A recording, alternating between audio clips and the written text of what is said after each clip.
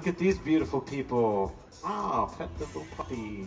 Yeah, so, yeah, oh goodness. Yeah, I'm gonna, dry cleaning won't even get that out. Yeah, yeah.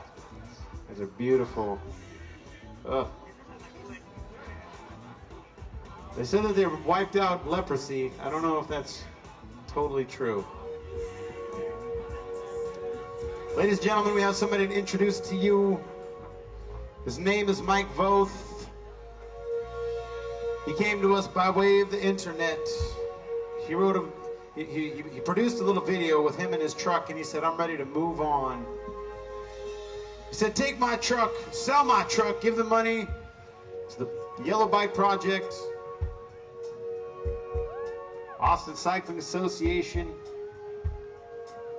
We said, "Okay, Mike, we'll do it. If you ride a bike for a year and you write about it, it's a deal." So here he is. Open the gates and release the Kraken.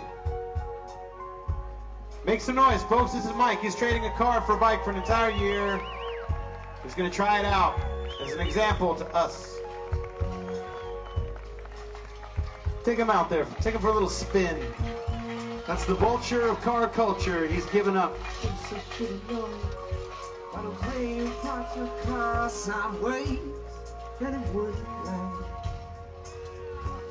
See, you're the kind of person believes in me. Come in close, folks. You're gonna want to see this. Well, I guess I must be dumb. Had a pocket full of horses, Trojans and summer blues. But it was Saturday night. I guess that makes it alright. And you say, what have I got to lose? Well, honey, I said, little red rose, baby, you're much too fast. Come here, Mike. Little red rose, need to find a love that's gonna last. Yeah, yeah, little red. All right, come over here. Baby, you got to slow down. Little red rose, need to find a love. Come on in close, folks.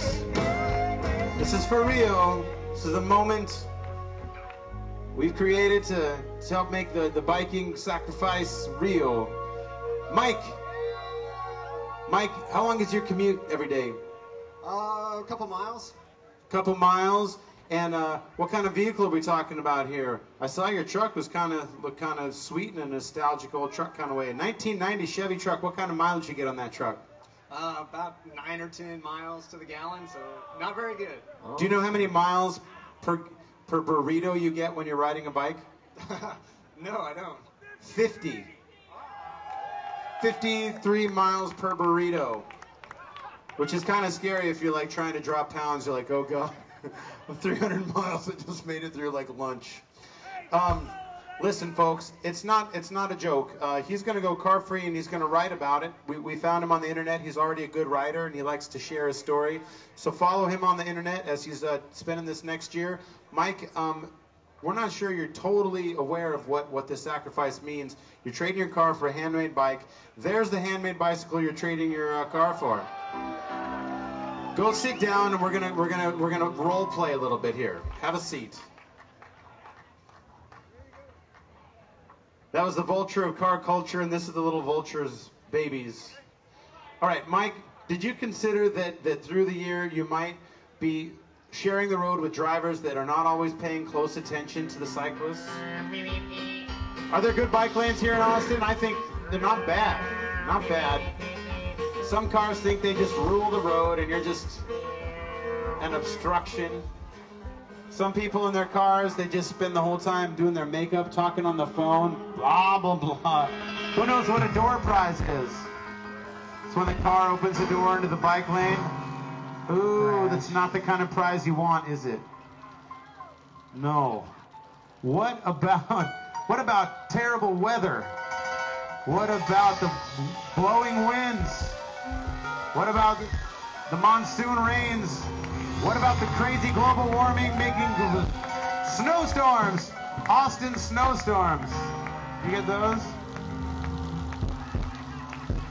What about rabid dogs chasing bicycles around trying to get you out of their territory or mate? Oh, you don't want to pet that puppy.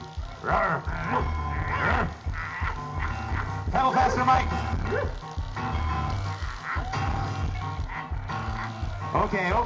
All right. Mike, come here. Listen, after all of this, are you sure you still want to go through with trading your car in for a bike? Absolutely. Okay, he says yes. We actually brought a handmade bicycle from Fort Collins. The brewery puts us on the road to do this tour. New Belgium makes handmade beer. That's a handmade bike from Black Sheep from Fort Collins, Colorado. Bring it to the stage, Mike. Hold on to this. Vehicles for charity. The same people with like NPR is going to come to your house and pick that up. Listen, this is the last little bit. It's to make it real. It's a ceremony. It's a rite of passage. That's the Transportation Transformation Tunnel. Everybody grab a little piece of cloth and make a tunnel for him. Head on down the stage here. Mike, this is your last final ride as a car owning person. When this is complete, it's for real. We'd like to say thanks a lot. You saved a fortune on your car insurance by switching to Shimano. Take a ride, Mike.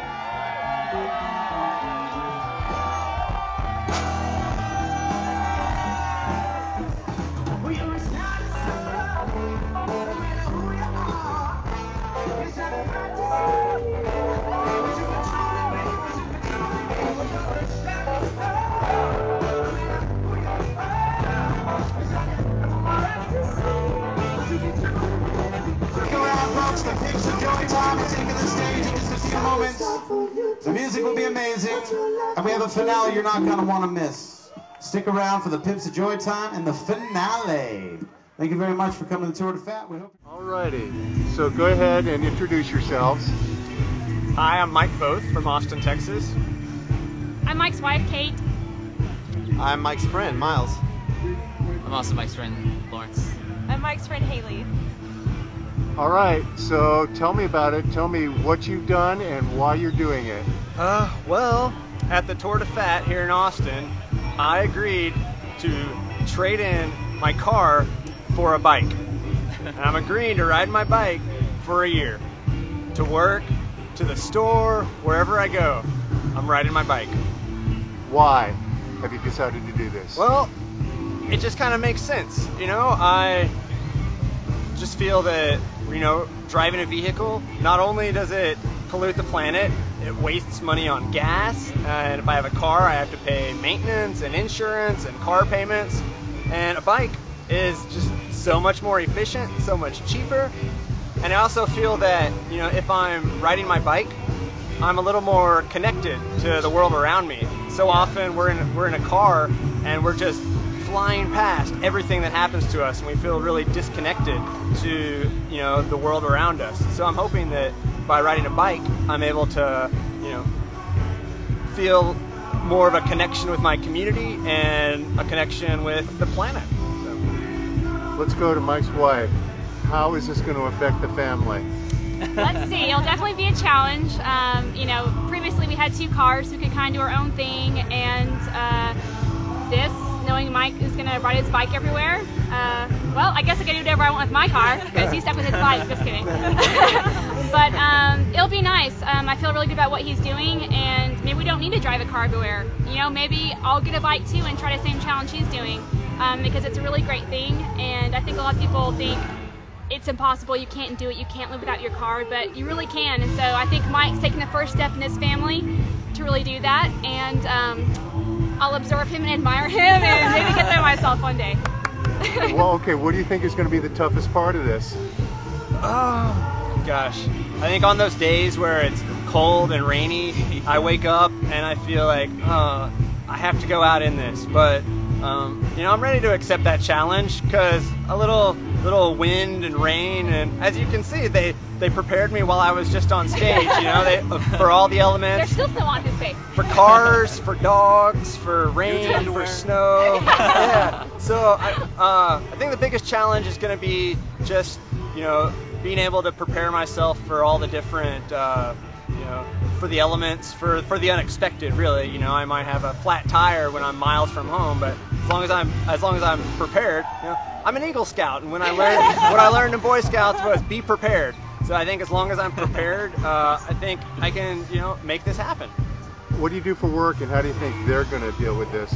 I'm a computer engineer, and you know, I think all in that industry, we all have our own little quirks, and this, I think they'll be very accepting of it. Everybody likes, you know, someone who's a little bit original, and I think at work people are going to respect it, and hopefully, you know, it'll kind of inspire other people, not just at work, but on my way to work. People will see me on my daily commute, and they might see, you know, me riding my bike and think, oh, well, if this guy can do it, why can't I? So hopefully I'll be able to inspire some others too, both inside and outside of work, that commuting by bike is definitely a possibility. Are you going to like wear any signage? Are you going to wear like a hat, a t-shirt, or anything like that says what you're doing? I've thought about it. Yeah, I think I could wear, you know, put some sort of placard or something on the bike that says, I traded in my car for a bike, and you can too, you know, something like that. So I definitely think that'd be a fantastic way to promote what I'm doing. All right.